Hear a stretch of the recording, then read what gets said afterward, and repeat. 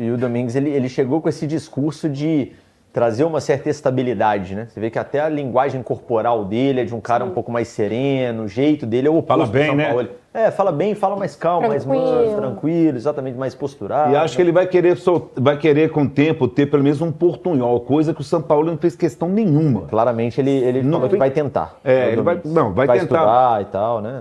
Mas assim, dentro do que você está falando tem aí... que ser curso intensivo, porque no Galo a gente não sabe intensivão, isso é verdade. Agiliza aí, meu filho. Mas ele fala muito bem, né, de conhecimento e tudo. Sim. Os erros ele já mostrou, né, Barba? Os erros já mostrou. Agora a gente quer ver essa correção. A coletiva, bicho, era só problema. Deu uma angústia. Pra ele responder. A coletiva foi falta de reforços, toma gol todo jogo, ganhou poucos jogos, os últimos 20 jogos. Foi problema. Eu falei, bicho, esse cara deve estar pensando. Mas certamente ele sabe o caldeirão pra onde ele veio, né? Ele pesquisou antes, ele sabe que o clube está em crise, que o clube vem de anos decepcionantes pro torcedor, enfim, veio... Foi o menino camisa 12 que deu nele uma... Foi o Breno. O Breno falou, olha, lá você questionava o seu dirigente e tal. Você sabe que aqui é um cenário também que tá assim e tal? Foi do Breno, grande Breno. Você sabe que é um trabalho de médio prazo, que aqui o Atlético busca ser protagonista. Não é o Breno Galante, viu, gente? Para não confundir, não é o Breno Galante. Breno Delfino do Camisa 12, muito bom. Ferrugem da massa, como eu chamo ele carinhosamente. Chegou junto, viu? Um abraço, foi muito bem realmente. Aqui, a gente estava falando da questão da escalação, assim, sobre o time que ele colocou em campo ontem. O Dudu falou do 4-4-2, alguns vão chamar de 4-2-4, porque o Vitor, né, Meia e o Scarpa estavam bem também na linha dos atacantes ali. Mas uma coisa me chamou a atenção, assim, quando o Domingues dá a coletiva dele de apresentação, ele deixa claro que ele vai tentar recuperar os caras mais tarimbados do time, os mais experientes, ele fala muito em confiança, ele enche o Hulk de elogio, ele fala que os jogadores têm um nível muito alto, mas estão vivendo um momento delicado. Quando ele fala aquilo ali, eu falo assim, cara, ele vai colocar todo mundo de cara. O ponto de partida dele vai ser Hulk titular, Scarpa titular, se bobear, Alonso titular e flui. Alonso é seleção do Paraguai? Vai. Exato. O Preciado joga na seleção do Equador? Vai. Exatamente. O Renier, o Real Madrid contratou, vai, Renier. É isso aí. E nesse caso, não só colocar os caras para jogar, mas no caso do Hulk, dar ao Hulk aquilo que o Hulk sempre cobrou, né? Inclusive, em alguns momentos, de uma forma, até no meu ponto de vista, errada, quando ele cobra no microfone, por exemplo, no momento do ano passado, que ele vai e reclama que ele está jogando muito isolado, tal, com o trabalho do Sampaoli ali. Ele claramente montou um time para colocar alguém próximo do Hulk, né? O Dudu falou a questão do Renier, a Isabela a gente tinha citado também. O que vocês acharam do ataque como um todo, assim? Porque algumas coisas me chamaram a atenção. Não gostei do encaixe Hulk e Renier. Achei que não funcionou nenhum, nem outro, e nem os dois como dupla. Sim.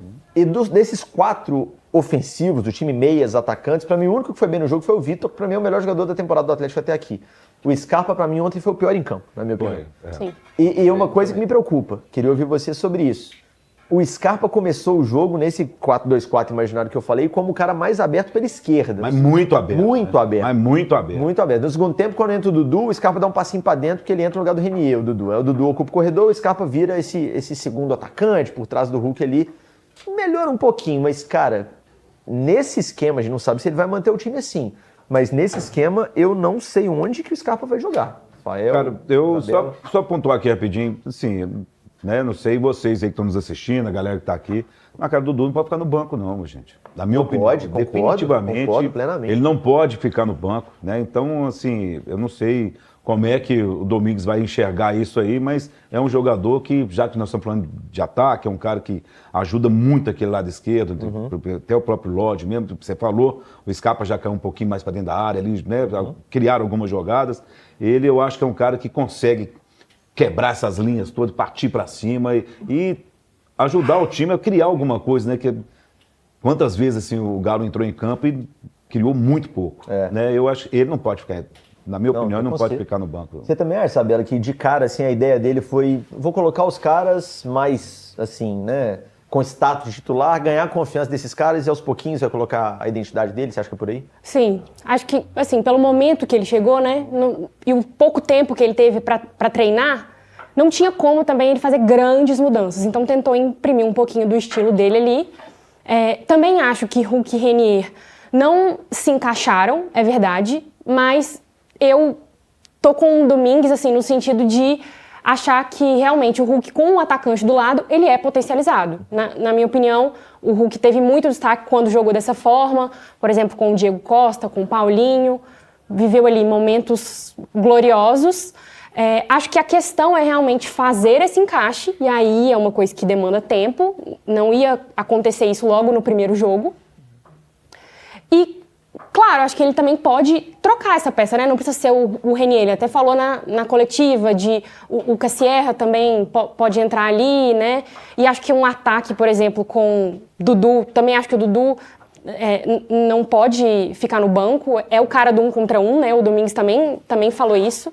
E é um dos caras que pode fazer a diferença, assim, nesse sentido de individualidade. E aí um ataque ali, talvez com Dudu, Cassierra e Hulk, pode ser muito promissor.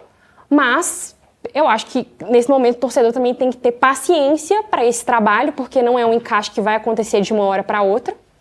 E, claro, né, nesse sentido, o Scarpa, por exemplo, perderia espaço. E dessa forma que ele jogou ontem, parecia...